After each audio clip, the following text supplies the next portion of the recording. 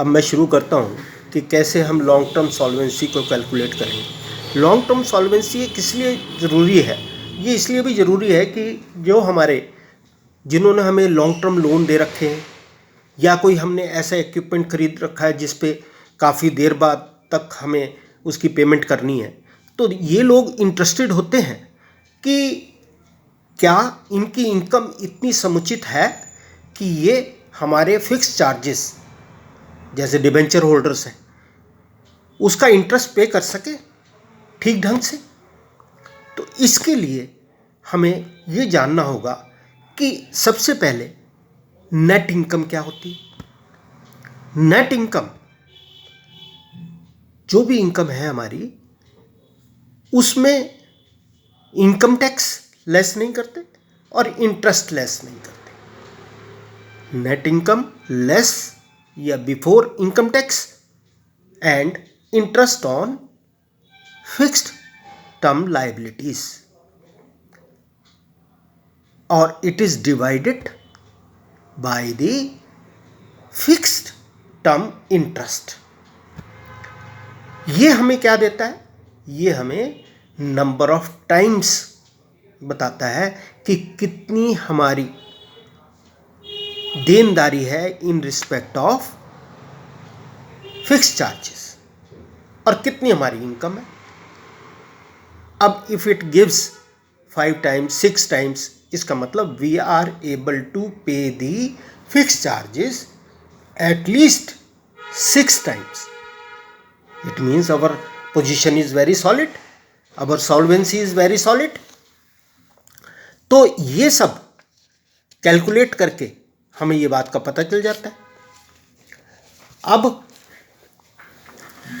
इसके बाद आता है कि अगर दूसरी जो हमारी कैलकुलेशन है वो है इक्विटी रेशो। तो इक्विटी रेशो कैसे कैलकुलेट की जाती? इसके अंदर हमारी जो ओन्ड कैपिटल है, सपोज हमारी ओन्ड कैपिटल है 10 लाख और हमारी टोटल कैपिटल जिसके अंदर हमारी ओन्ड भी कैपिटल आ गई, जिसके अंदर हमारी बारोड कैपिटल भी आ गई और जिसके अंदर हमारी करंट लायबिलिटीज भी आ गई। सपोज वो है 60 लाख। तो इसका मतलब 60 लाख ज़्यादा हो जाएगा, आप इसको ले लें 20 लाख। इसका मतलब ये है कि हमारी जो अपनी कैपिटल है उसकी रेशो 10:20 हो गई।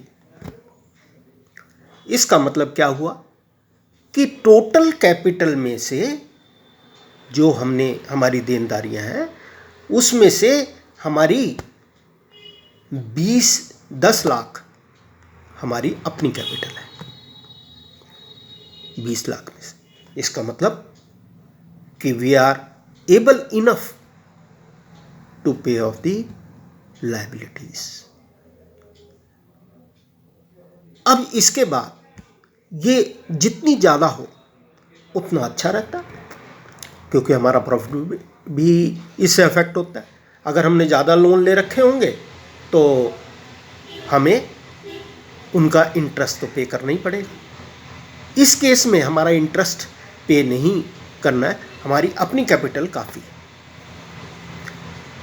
इसके बाद हम कैलकुलेट करते हैं shareholders equity to fix asset. अब देखा जाए तो फिक्स एसेट जो है ये that should be finance from our own capital. इसके अंदर 1:1 रेशो बहुत अच्छी है, परंतु अगर हमारी फिक्स एसेट ज़्यादा है इसका मतलब हमारी फिक्स एसेट को पार्टली बाहर से हम फाइनेंस करवा रहे हैं। अब इसके अंदर अगर हमारी जरा भी लोगों को लोन देने की क्षमता में कमी आती है तो ये तो बहुत बुरा असर पड़ेगा हमारे बिजनेस पे, क्योंकि उनकी टर्म्स जरा भी चेंज हो गई तो वो कह सकते हैं कि नहीं भाई, ये फर्म बहुत अच्छी सॉल्वेंसी पोजीशन में नहीं है। तो इसको हम कैसे निकालते हैं? Owned capital divided by total divided by fix asset.